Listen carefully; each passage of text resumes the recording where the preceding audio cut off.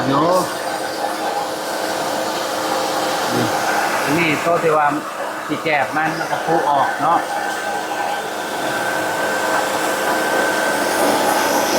ครับ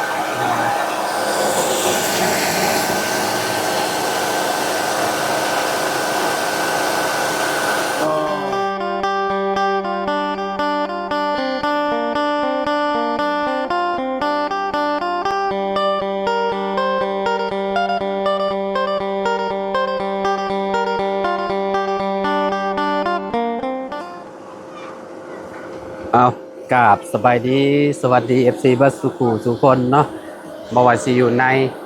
และกระต่างประเทศนะพี่น้องมาพบกันกับเฮา ชื่อเก่าพี่น้องเลยเนาะโอ้มื้อนี้ลงมือสีเข่าเองเลยพี่น้องเอ้ยขัดนี้น้องเต่าเดียวบ่นี่น่ะคือเต่าเดียวได้เลยฮะบ่ต้องสีใหม่บ่สีใหม่อีกสีเอาไปขึ้นไปอีกเก่าบ่ต้องเต่าจักเทื่ออีกคือนึงอ๋อพี่น้องเอ้ยเนาะรุ่นได้นี่พี่น้องเอ้ยคือสิโดนละมั่งนี่ก่อน โด เนาะ นแล้ว โอ้หลายปีเลยนี่พี่น้องเอ้ยอันนี้ผู้เข้ากากของบ่อนี่น่ะพี่แก้มเนาะยังจะนี่น้องอ้าวโอ้หอกอยู่นี่เลยพี่น้องเอ้ยคือพี่แก้มสิออกมุมนี้เนาะโดนผักอยู่ได้พี่น้องเอ้ยคงสีแต่ว่าอยู่บ้านค่อยน่ะพี่แก้มนี่สิโต้งเมี่ยนก่อนโต้งเมี่ยนแล้วก็เอาไปบดอีกคนนึงเพราะอันนี้ตัวบดมันบอกงัวบริบูรณ์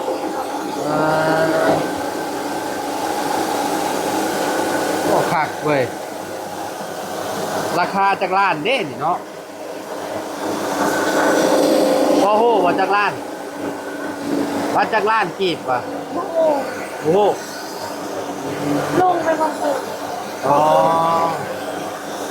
ผักนี่หน่อยเนาะอันนี้คือข้าวหน้าเนาะข้าวหน้าบอจันข้าวหน้าบ่อจันมาให้พี่น้องเลยเนาะแต่ว่าน้องซ้อนเปิดตั้มเอาอยู่เรือนเปิดหน้าเปิดตั้มต้องเต้าอีกรอบหนึ่งพี่น้องเลยเนาะ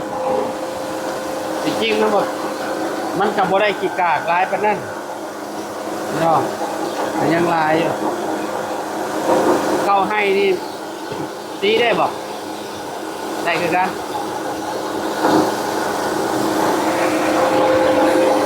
เรียบร้อยพี่น้องเนาะ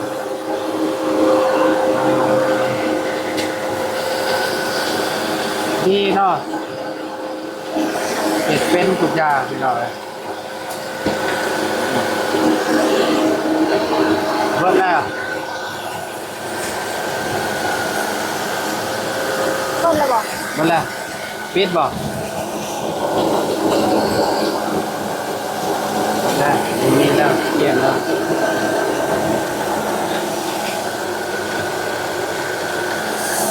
ขึ้นไปใหม่เนาะเต้าพี่น้อยเนาะสองเต้าเพราะว่านี่เด็กมันยังมีข้าวกากลายตัวที่ว่ามันยังโมเบิร์ต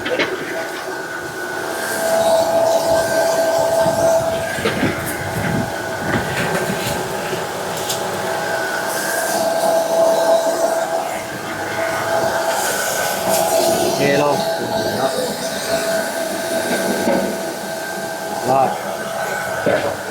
วันนี้เขาก็ปล่อยลงแห้งกว่าเก่าว่าวันนี้เอาลงอีกเบื้องบันพี่น้องเลยเนาะ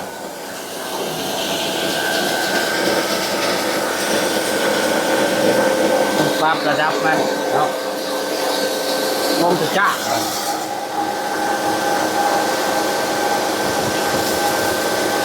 ก็มีอยู่แต่ว่าเป็นโบราณไปได้ก็มีแต่เป็นเก็บก็เนาะเก็บเอาพี่น้องเลยเนี่ยตอนนี้เนี่ยมันบ่มีแล้ว พัดลมมันเป่าออก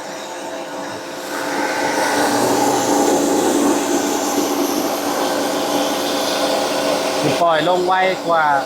โตเฮาสีรอบแรกเนาะนี่รอบสองลงไวนิดหน่อย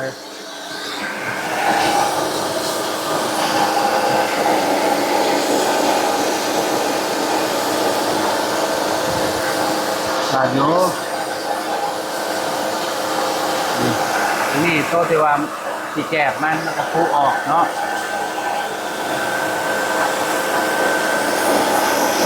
ครับ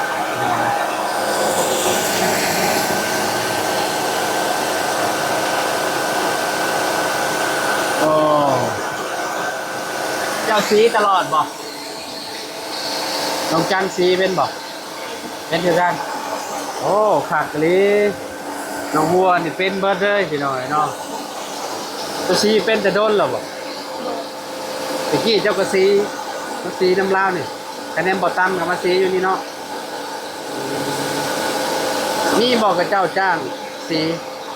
แต่ว่าคนในหมู่บ้านนี่จ้างแบบ เข้าก็มีคือกัน แต่ละ แต่พี่น้องนั่นมาตี ผมมีแต่พี่น้องกันเพราะสมมุติโมเมนต์พี่น้องกันนะกับเจ้าก็ตามนั้นเนาะ แล้วก็กับมาตีเอาอย่างนี้ สีแล้วก็ ให้เงิน ถึงเงินสอบหนึ่งเท่าไหร่ ตะกี้หัน10,000แต่ว่าเดี๋ยวนี้20,000 9,000ตะกี้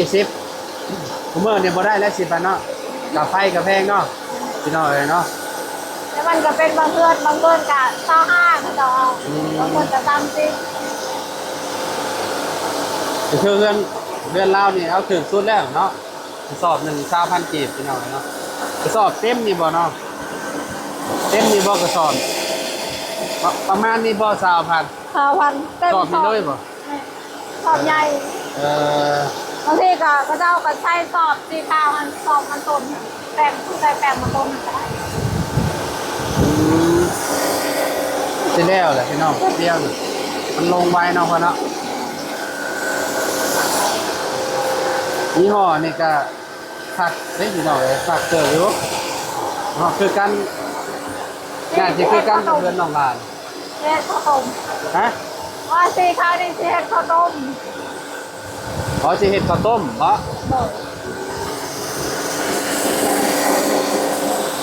เจ้าเคยบ่เฮ็ดขนมมกเจ้าเคยบ่ นั่นบอก ขนมมกเอามกใส่ใจมะพร้าวใส่หยังกันนะเคยห่อแต่ข้าวต้มเดี๋ยวนะ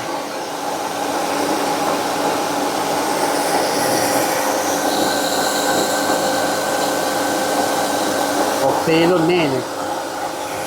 รุ่นตะกี้แต่ก่อนบ่ได้นี่เราซื้อมาแต่โดนแล้วบ่ ต้นเลย แต่ปีแหละ ต้นตีนี่นะโอ้ตั้งแต่น้อง แต่เจ้ายังบ่มีผัวแม่นบ่อ่า แต่น้องอายุ12 ปีอยู่ แต่เจ้าอายุ12ประมาณนั้นบางทีก็น้องยังน้อยลุงสื่อทุกทีนี่น้อง มันมีบ่อะไรมันสมมุติว่ามันบดเข้าบ่ได้หายากกับบ่จักว่าก็อะไรมันนี่แล้วอ่ะเสียงดังก็ต้องขอโทษขออภัยพี่น้องเพราะว่าเว้ากันอยู่ในโรงสีพี่น้องโรงสีน้อย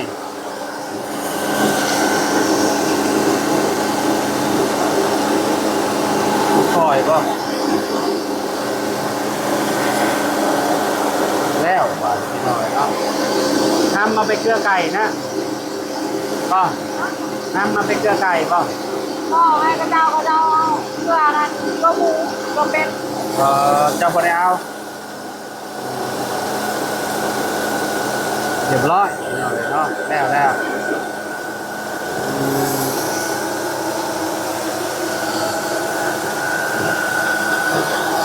กดเบิดบาดหมดออกมาจะมีโอ้ยังมีหลายอยู่เลยมีข้างยังบ่เบิดโอ้โหพี่น้องเอ้ยเนาะ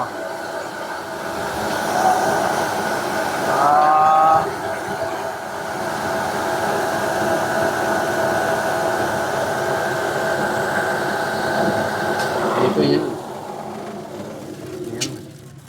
โอ้ย เย็นหูเลยบาดนี่พี่น้องเอ้ยอ๋อฮัมเบิกหัวเป็นแบบไอ้ฮัมเป็นกี่แกบอยู่เนาะก็ต้องบดอีกทีหนึ่งเนาะ แม่ เพราะว่าบางอันมันก็ออกมามุมนี้พี่น้องเอ้ยนี่บางอันมันก็ออกมามุมนี้เนาะจะใส่กระสอบมาบ่ ดู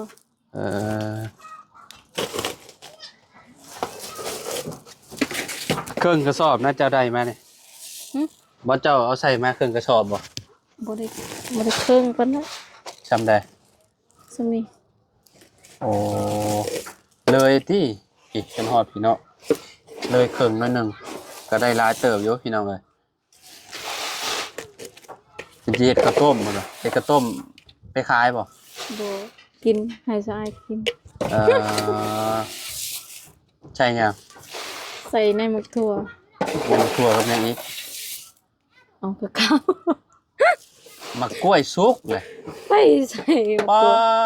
พวกน้องบ่เคยเฮ็ดใส่มะกล้วย เอาสมุนี่พามะกล้วยแล้วก็อันเอาข้าวโพยลงใส่ใบตองแล้วก็เอามะกล้วยมาวางใส่แล้วก็ใส่ในบักถั่วน้ำแบบนั้นเลยบ้านจะค่อยเห็ด บ่น้องบ่เคยเฮ็ด อ้าว มีแต่ใส่ในหมึกถั่ว แม่นซะบ่ เบิ่งน้องสิเฮ็ดให้เบิ่ง โอ้บ้านจะค่อยดดใส่มะกล้วยมันรสแซ่บแท้ๆเห็ดอันข้าวต้มนะบ้านเจ้าบ่เคยเนาะนี่เนาะ แม่ โอ้ต่างกันหลายใช่พี่น้องเอ้ยเนาะโอ้พอดีเลยมาอยู่ประมาณจักเทื่อสำนีหัวหึมาได้จักเทื่อสำนี นี่น่ะ นะ สี่ 4เทื่อ นี่ ครอบครัวบ่ใหญ่ก็กิน4เทื่อขอข้าวขอน้ำหน่อยเด้อ เฮาอันนี้แหละกับเจ้าอันไปนะพี่น้องเอ้ยเนาะพายตามหมู่บ้านพี่น้องเอ้ยเนาะ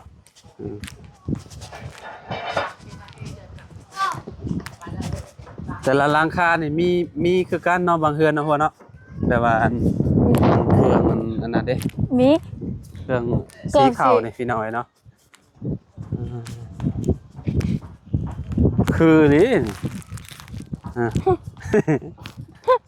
โอ้ยเนาะไปพี่น้องเอ้ยเนาะแล้วก็มาแล้วบาทเนาะบ่ได้เอาเงินให้เราหรอวะ บ่ สีฟรีแล้วเนาะ โดด สีเองพี่น้องเอ้ยเนาะนักเลงพอน้องว่าเฮ็ดเป็นทุกอย่างพี่น้องเอ้ยเนาะขอแต่ว่ามีให้สีเราว่าเข้า เบ้ย โอ้ เป้ยอะไรจ้ะฮะลำพึงอ้าวไปเยอะบ่อย สวัสดีตู้มาแต่ไสนี่โอ้ไปลิ้นเนาะโอ้ยเนาะโดยเอาขึ้นไปเบิ่งตู้ก็เด้อโดย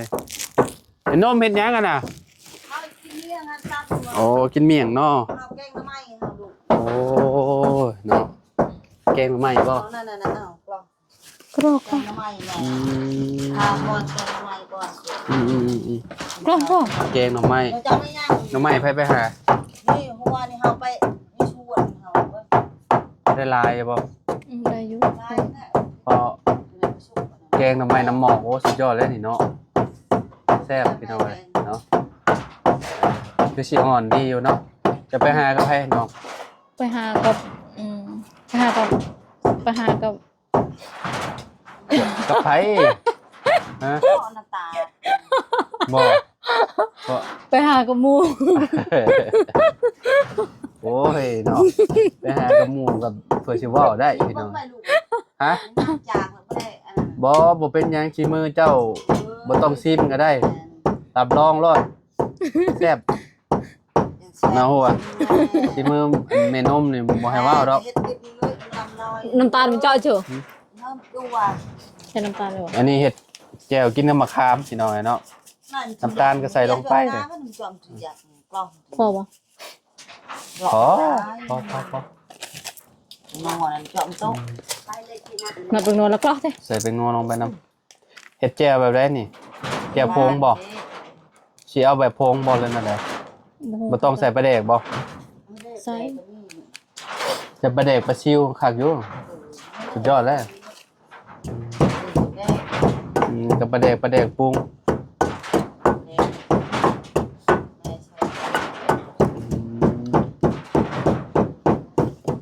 ไปหน่อยเนาะมาก็กินชมหวานกินชมมะขามเนาะกินแล้วน้ำลายไหลพี่น้องเนาะแม่นบ่ฮัวน้ำลายไหล น้องกินมาแล้ววันนั้น ฮะ น้องกินมาแล้ว ถูกกินกับไผน่ะ น้ำโม กินน้ำโม ลูกได้ลูกได้กินก็ให้ลูกกิน น้ำลายเฮือโจกๆแล้วแบบนี้ กิน ก็สิเผ็ดแฮงเขาว่า กินตำมะฮุกเมื่อกี้ กินตำบักหุ่งบ่ แม่